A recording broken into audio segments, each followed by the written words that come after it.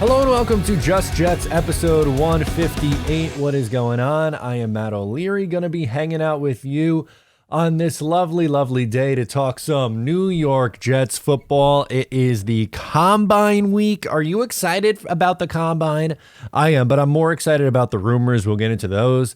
We'll get into your voicemails. And of course, Aaron Rodgers, because why else? Or what else would we be talking about? But first, a message from our sponsors over at Manscaped. Spring has sprung, and our friends at Manscaped have the best tools for some spring cleaning. They've already helped you tidy up all the nooks and crannies of your body's basement, but this year, Manscaped can help you get the perfect presentation on that beautiful face. And the new Beard Hedge Pro kit, make sure you look your best this spring by using code JETS20, that is JETS20, for 20% off and free shipping from manscaped.com. Pick yourself up something nice, courtesy of me, with a little discount over here at Just Jets. Gotta love it. Things you just absolutely love to see. So, a lot to get into on this episode. Just an absolute ton. So we got rumors from the Combine. First and foremost, you have Derek Carr meeting with the New York Jets for the second time. And I am a fan of this because I am a Derek Carr fan. I think it is the number 2 option, probably 1 or 2, depending on what your take is. Him and Aaron Rodgers are towards the top of my list and most people's list in general. You have some hopes and dreams. Lamar Jackson, I'm putting in the hopes and dreams category for most. I don't think that's a super realistic one. And then you have fallback options like Jimmy G, Ryan Tannehill, and then we cry after that. But we'll get into some of those options because Albert Breer was talking about the New York Jets and their potential, not definite, but their potential interest in guys like that. But Derek Carr's second meeting, why is this important? Well, it shows that both he and the Jets are taking this seriously, and supposedly there is mutual interest there. It's just of the understanding that Aaron Rodgers is their number 1 option, and then number 2 is probably where you would put Derek Carr after that, and that's probably where I put it. I understand if you're annoyed with Rodgers. I'm getting pretty close to that point. It's stressful. I have the anxieties cranking. I hate just this waiting game, waiting for a quarterback to finally figure out what the hell it is that they want to do. But this is the unfortunate situation you are in when you miss on number 2, and Zach Wilson doesn't look like the answer going into year 3. This is the spot that you get put in, and it's not very fun. I don't really care for it very much. I wish it wasn't this way, but it is what it is. Derek Carr meeting for a second time is big. He's going to meet with the Saints and also the Panthers for the first time. I don't really consider them a true Derek Carr contender. I think they are more than likely going to go through the NFL draft. To me, I think that's the obvious choice. That's where I would be looking to go if I was them, to go through the draft. They tried a retread option with Sam Darnold. That did not work. They tried a retread option with Baker Mayfield. That did not work. I think it's wise for them to try to find their next young franchise quarterback through the NFL draft. So I don't see Derek Carr going there, but the Saints are very realistic opportunity for Carr. They would probably be the best team in that division, I would think, if he signed there, and they'd have a very good chance to win that division. Tampa Bay is going to be going into the tank mode. The Falcons are not anywhere close to competing yet. And obviously then that would leave the Panthers with a young quarterback. And maybe they take that big step with really good coaching and Frank Reich. But from talent perspective, Derek Carr can go to the Saints and they could be very, very good. They kind of hung around with pretty garbage quarterback play last year, and think of getting average quarterback play. That would definitely improve their chances, I would think anyway. And supposedly some good news on the Derek Carr front, if that's the direction that you want to see this team go, is his price is going to be significantly lower, potentially, than originally anticipated. I think most assumed 35 plus, maybe up to $40 million. I did a video where I did a projection. It was like 37.5. I split the difference between 35 and 40. Supposedly, Carr is asking for 35, and Albert Breer of SI was reporting that he doesn't expect it to get up to 35 million, that it could actually come under that, which is good. And then that means you're paying him outside of the top 10 in terms of AAV anyway. If he signed at 35, that would put him 9 with Kirk Cousins, I believe. And then right under that, you have guys like Jared Goff, who's at 33.5. Matt Ryan's at $30 million. I'd be absolutely floored if it got below that. But hey, if you're getting Derek Carr at $30 million a year, I'm on board with that. And I understand why so many are like, just sign him now, please, just sign him now. And I get it. I'd be happy. Again, I'd be happy if Derek Carr was the quarterback. But I don't think Derek Carr wants to sign with anybody right now. I think he wants to take his time with this. He has until the start of the new league year. I think it'll be before that, which is, 2 weeks from today, Wednesday. By the time you're listening to this, it is in 2 weeks. I don't think it's going to be right this second. The following week probably looks like the window. You're going to hear some rumors this week would be my best guess for what's going on in the end of February into the first week of March.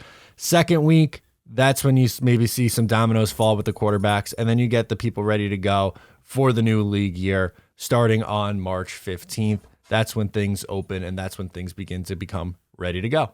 Now, before we get into the frustration that some have with Aaron Rodgers, which is understandable, I want to talk about 2 guys who were released that I want zero part of. I want no part of either of these 2 guys who was released at the quarterback position. The first was released on Monday, and that is Carson Wentz. No, thank you. I don't want any part of Carson Wentz. I don't think that is a wise decision. He has really fallen off the last 3 years or so, and a lot of it has to do with injuries and then just poor decision making. He's become an interception machine the last 2 years, really, or the last 2-3 years. In 2017, looked like he was the front runner for MVP, was going to lead the Eagles to the Super Bowl, gets hurt, misses the rest of the year. Nick Foles comes in, leads them to a Super Bowl, plays pretty well in 2018 and 2019. The Eagles make the playoffs in 2019, and then takes a dirty hit from Jadeveon Clowney to the head, and has really not ever been the same since then. It really hasn't. Goes to Indianapolis, plays okay through most of the year. Final game of the season, implodes against the 2-14 Jacksonville Jaguars, where they were like 14-point favorites. Had a bad interception, a fumble loss, took 1 million sacks in that game, played like garbage. That loss kept the Indianapolis Colts out of the playoffs. They move on. They trade him to Washington. He plays about half the season, did not look very good when he did play. Taylor Heineke looked like the best quarterback on that roster, and they are in the market potentially for a new quarterback. If they don't go, and they very well could, they might want to just see what they have in Sam Howell, which is fine, I guess. You can get in on that, and then maybe they find themselves picking towards the top, although I think their defense is probably too good for that, but that's maybe a conversation for another day. No on Carson Wentz. Marcus Mariota is the other. He was released Tuesday. Don't think that's a good idea either. He started out okay in Tennessee. Got benched for Ryan Tannehill, who was very good in 2019 and 2020. I would rather Ryan Tannehill than Marcus Mariota. Mariota was for Atlanta this year. That's where he signed on with Atlanta. They cut him.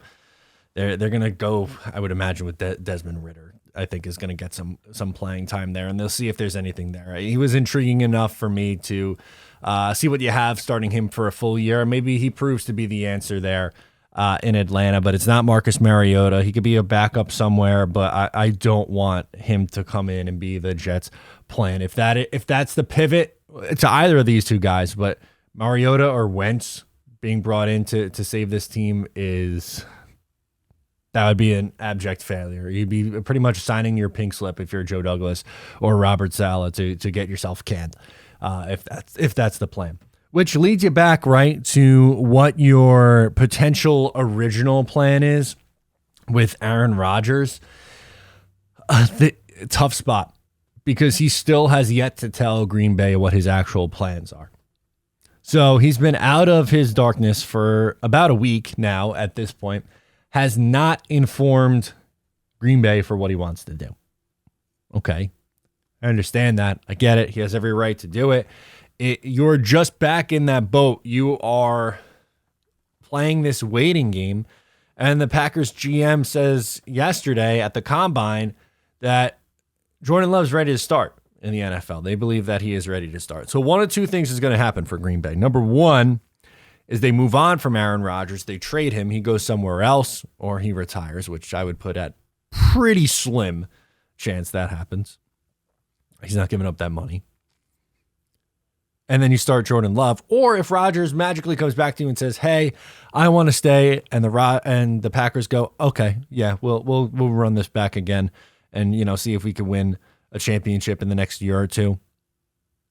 Then you're trading Jordan Love. Now, do you, a Jet fan, want to go down that road to where you are trying to acquire Jordan Love?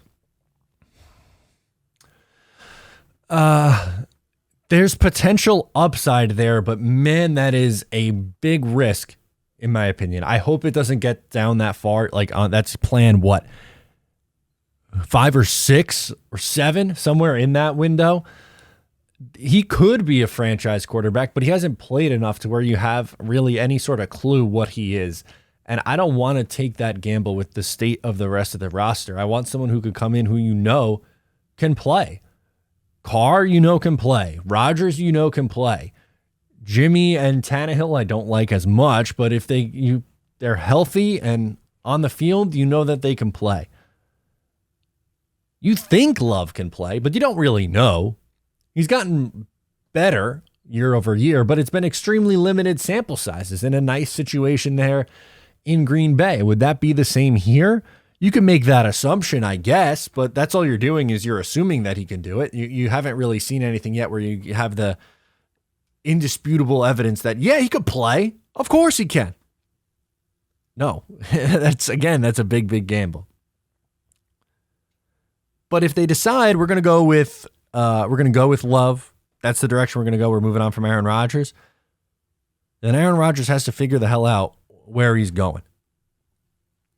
To me, it's 2 spots. Or 3, really. 3, I guess. Jets, Tennessee, Raiders. Those are the 3 spots. I don't think he would be going somewhere in the NFC. The Raiders, to team up with Davante Adams, is really the main thing there, right? Team up with Davante. Do they have a great defense outside of Max Crosby? No. Are they an incredibly tough division? Yes. Yes, they are. They have 2 teams in front of them with stud young quarterbacks in Patrick Mahomes and Justin Herbert. You would imagine the Chiefs and Chargers are not going anywhere anytime soon. The Chargers, I don't love their head coach, but I think they got an improved offensive coordinator in Kellen Moore. Sean Payton's, I would think, could help Russell Wilson. He's not going to be worse than Nathaniel Hackett as a head coach, so I think they would be improved.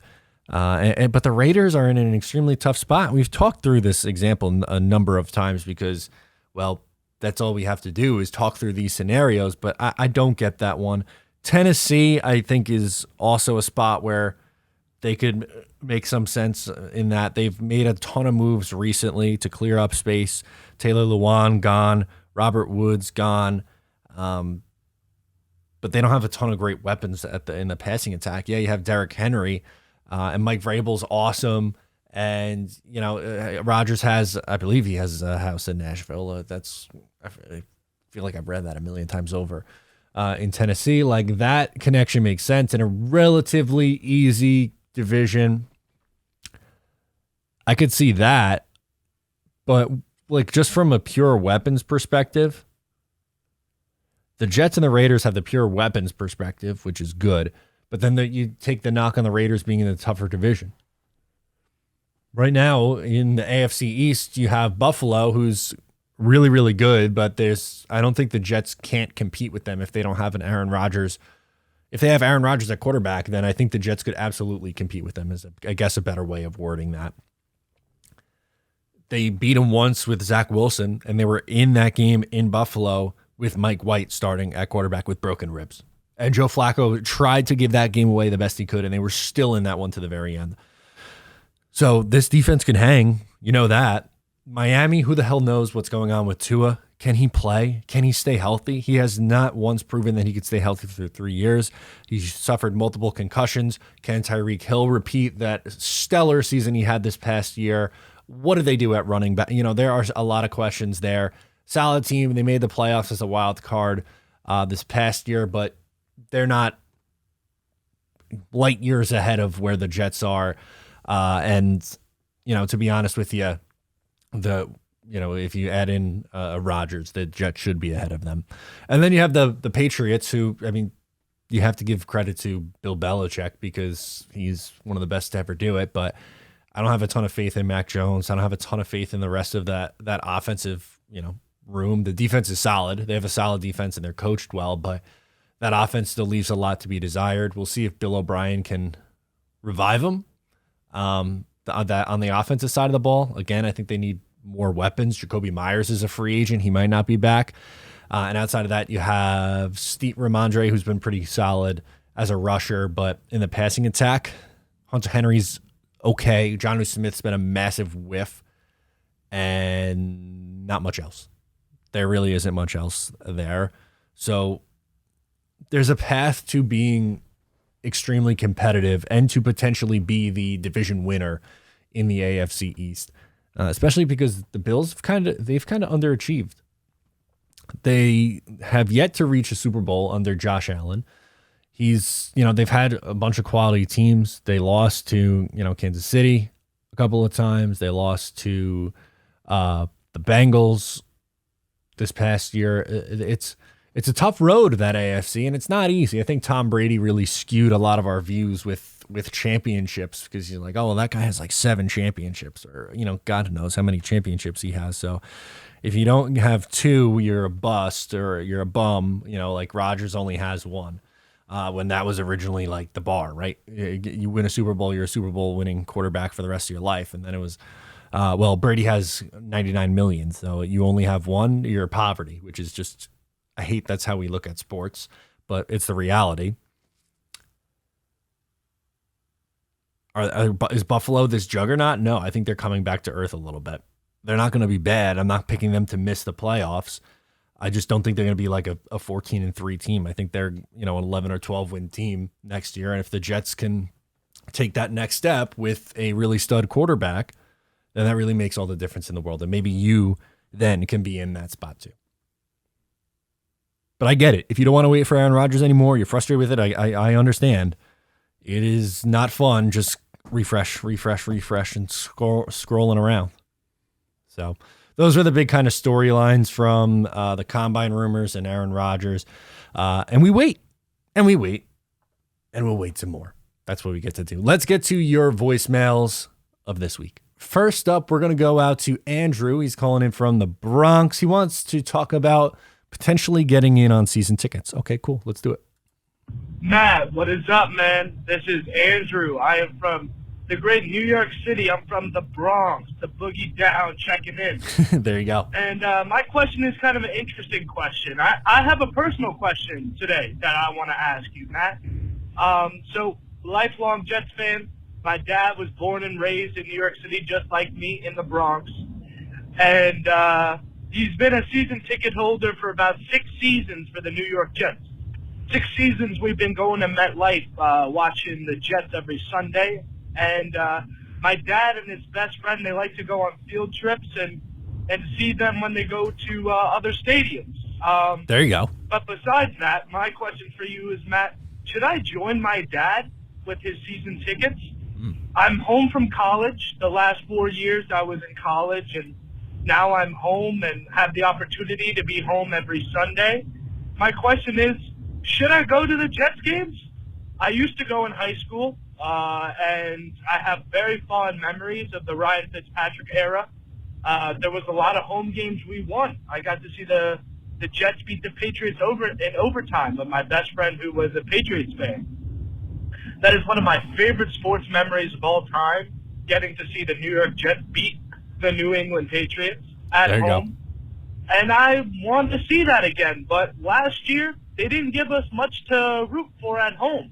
And I felt very bad for my dad sitting in the cold watching the Jets suck on offense. So my question for you, Matt, if we get a quarterback like Derek Carr or Aaron Rodgers, should I go to the 9 home games this year with my dad and buy a season ticket? He offered me to buy me another ticket if I would like to go, but I just don't see myself going with Mike White and Zach Wilson as the quarterback. I can't root for that for 9 games in person. At home, it's easier. You can turn it off and put something else on. But when you're at the game, it's hard to watch that offense. And if we had a guy like Rodgers or Carr, I would consider joining them. Thank you, Matt. I appreciate you and the show. When I get home from a long day of work and want to just decompress, you're the channel that I go to for my Jets news. Jets, Jets, let's go. I love it. Thank you, Andrew. Thanks for checking us out and supporting. Really means the world to me. And I'm glad that you called me with this question. Now, you might be barking up the wrong tree a little bit because I am not the most pro go to the stadium guy. One, it's a pain for me to get to, so I don't really like to go all that often. My personal preference is I like to go to 1, maybe 2 games a year, and I would like to watch the rest from home because I feel like I miss too much.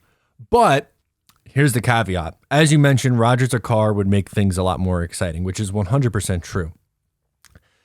It's hard to recreate the energy in a stadium when you're watching from home. So when a big play happens, when your team wins, like there are moments this year where I was jealous that I wasn't in the building. For instance, the upset win over the Buffalo Bills. That would have been a great time to be in the building. The win against the Miami Dolphins would have been a good one to go to and be at. The game against Chicago, even though it was in terrible, terrible weather, it was raining, they were scoring a bunch of points. Mike White looked like God out there throwing the football around. Those times I'm with you. That would be like, man, I really wish I was there. But then again, Detroit, Jacksonville, pass. So my preference is watching from home. And if Mike White, Zach Wilson, Tannehill, or Garoppolo are your quarterbacks, I'm probably in that same boat. But if the Jets go out there and land Rodgers, I'd be lying to you if I say that I didn't want to be there on opening day. I went the last 2 opening days with the YouTube crew going out there to games. It's a blast. I love it. And seeing Rodgers run out of the tunnel and the energy in that building with some expectation, and if God forbid even hell, maybe they put up some points too on offense. Hey now we're talking. I think that would entice me more if I was on the fence. I don't see myself as a season ticket guy, but if you're on the fence and they land Rodgers, I get it, dude. I think that might be enough to swing me back over. Let's go out to Matt calling in from Seattle. Okay, there we go. He wants to talk about the quarterback situation. Hey, Matt. It's Matt from Seattle. What's up, dude? I'm calling just to say you're doing a great job. Love everything that you're doing. And Jets need to figure out this quarterback situation, man, which I'm sure we haven't talked at all about. Seems pretty fresh, I say we just give the money to Derek Carr. We move on. Rodgers, love that man. Would love him to be a Jet. Just, it's not really worth waiting, in my opinion. Curious on your thoughts. Go Jets. Talk to you later. Yeah, no, absolutely. Thank you for the kind words here, Matt. Appreciate you tuning in. Yeah, Derek Carr, I would be on board with that. They met with him yesterday, and supposedly Joe Douglas spoke as well and was saying that the meeting went really well. But I don't think Carr is going to pounce to sign in the next couple of days. I think he's going to take his time with his decision as well. So you're kind of getting the overlapping things with this, and I get it, dude. I really don't have a lot of patience left when it comes to Aaron Rodgers. He would be a ton of fun with this team, though. There are red flags, and I'm not the person. While I am the one, I admit that my preference is Rodgers, and I think that would be an absolute blast to have him quarterback this team for a couple of years. If someone comes to me with red flags, I'm not going to completely dismiss it because I get it. You want to talk about having to wait. That's a little scary. I get it. You have to give up trade. You might have to give up, a pick in the next in the first 2 rounds to get him. That's definitely a red flag. How invested is he? Does he want to be there for OTAs and training camp and, all that stuff? Is he going to be a good teammate, bad teammate? Like all fair questions. For me, I think he is that much of an improvement over the rest of the pack where I would be willing to take that risk. But my caveat to that is if they pivot and say, you know what, we did our due diligence on Rodgers. We didn't think it was going to work out. We signed Derek Carr. We're extremely happy with Derek. We think we wish him the best, and we think he's going to be really good for this team. Yeah, I think they'll win a lot of games with Derek Carr. I think they would win a lot of games. Think about it. The Jets probably win last year. Detroit, maybe Jacksonville, Miami the last week of the year. That's 3 games right there. Right off the hop. 1, if not both, of the New England games. So we'll put it like this. If Derek Carr started 17 games for the Jets last year, what do you think their record is? 11-6? Probably something like that. I'm good with that. Can they be, 11? Can they be an 11-win team next year with Derek Carr? I think they can. So I would completely understand if that's the direction that they go. And I'm not going to bash someone who wants Derek Carr. I get it. I think he's a good player. Let's close out the program with a little mock draft action from our guy, Caden. All right, let's do it. Hey, Matt, this is Caden calling in from upstate New York with a little bit of a mock draft for you. Hope you're having a good day, but let's get right to it. So in this mock draft, I did it through the Pro Football Network mock draft simulator. So we trade down from 13 to 25. I think that would be with the Giants. I can't remember. I did this mock draft a couple days ago, and I'm calling you a couple days afterwards. But so we trade down with the Giants, and we get their 2024 first rounder. And at 25, even though I think it's unrealistic, Peter Skoronski there. So, I mean, you basically have to run to the podium with how much of a versatile piece Skoronski is, and he'd be a great player. Then a couple of picks later, I trade up with one of the second-round picks I got from the Giants, and I think it was with the Jaguars, or, it was with the, Bengals, I think. And I get Antonio Johnson, the safety from Texas A&M, one of my more favorite players in the draft. Versatile, play free safety, strong safety, was in the box a lot, even played some nickel corner, and I think he would be a great versatile piece in Sal's system. At pick 49, this also is unrealistic for him to be there, but Drew Sanders, a really good linebacker out of Arkansas. I like him. Daniel Jeremiah and a lot of other people have been really high on him, from what I know, and a lot of people have been mocking him as a first-round player. So to get him in the second round midway through, that's a great piece, and then him and Mosley and Quincy, that's a really good linebacker core. Pick 65, also unrealistic that he's there. Rashee Rice, wide receiver out of SMU. I think he's a bit taller than Garrett, at 6'2", but from what I know, a good route runner, and just an overall good player that would complement.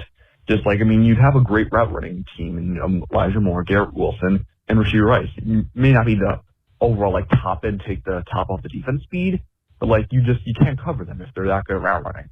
Pick 94, Luke Weipler, center from Ohio State. Can't get John Michael Schmitz, but yep. Luke Weipler is someone that you could either maybe start right away. He is a good center, or if you bring back Connor McGovern for a year, or just bring in a low tier free agency center or a mid tier one, could sit behind him for a year and come in next year and be dominant. With a pick 120, we take Jacqueline White, defensive tackle out of LSU. Depth. That's all you can really ask for when you're getting into the later rounds, so somebody for depth in the defensive line. And with our final pick, 185, we take Nick Herbig, edge out of Wisconsin, brother of Nate Herbig, actually, someone who I've been really high on. I think he had the most sacks in the season for Wisconsin since TJ Watt was there, I want to say. I might be wrong, but I'm pretty sure. I think he's actually an underrated player that could, if you sit him behind Carl Lawson and have a good D-line coach like Aaron Whiteheim. I think he could definitely develop into a good player. So that's my mock draft for you. I'll talk to you later, and go Jets. Yeah, I appreciate that. Thank you so much for calling in. You got it right at the buzzer, 2:59. Good stuff, dude. We know it cuts off right at 3 minutes, but good stuff, Caden. So Jacksonville's pick 25 and the Giants are pick 26. So it was either one of those two teams there. I like the direction that you go with your mock with the players available, and that's all you can do is take whoever is available to you. But I agree with what you said that I don't think Skoronski's making it that far down. I really don't. I think some of them were a little unrealistic for if they were going to be there or not. But moving back for the Jets isn't really my favorite idea. Now, it worked out because, as you said, you were able to land Skoronski there at 25. My preferred plan is to stay put at 13 and take one of the 3 tackles available. I think one, if not 2, will be there. Tennessee looks like a prime spot. I think that's where the first tackle comes off the board is Tennessee. And then the Jets are 2 picks after them. I believe it's 11. Here, let's pull up. This is how we'll close out. We'll pull up the NFL draft order and talk through that. So it is, let's see, Chicago 1, Houston 2, Arizona 3, Indy 4, Seattle 5, Detroit 6, Vegas 7, 8 is Atlanta, 9, Carolina, Philly is 10, Tennessee's 11, Houston is 12, Jets are 13. I would think, I'm going to stick by that. I think Tennessee is the first place that an offensive tackle comes off the board at 11. Now, if someone wants to move up in front of the Jets to grab another one at 12, I think that's on the table for a trade spot because everyone and their brother probably knows that the Jets are taking one at 13. But Houston, if they stay there, I think are probably going wide receiver. I don't see them going offensive tackle. I think they'll go wide receiver to pair with their quarterback. And then the Jets would have their choice beyond that, whether it's Skoronski, Jones, or Paris Johnson. I think two of those 3 will probably be there. Very confident that 1, but I think there's even a strong chance that 2 of those guys will be there. And that's a win for the Jets and a win for Joe Douglas, who spoke yesterday and shockingly didn't give that much away. Are we surprised that Joe Douglas really didn't say too much? They're looking for a quarterback. They're doing their due diligence on everybody. Brees, Elijah Vera Tucker, big ticket. Mekhi Becton on their way back. Had good conversations with a bunch of different GMs. Likes Derek Carr. All the very vague and easy answers, as we grow to expect. So thank you for tuning in to this week's episode of Just Jets. Once again, I am Matt O'Leary. Subscribe if you are new, whether it's on YouTube, Apple Podcasts, Spotify, wherever you get the show. Appreciate the support. I'm Matt O'Leary. I'll catch you next time.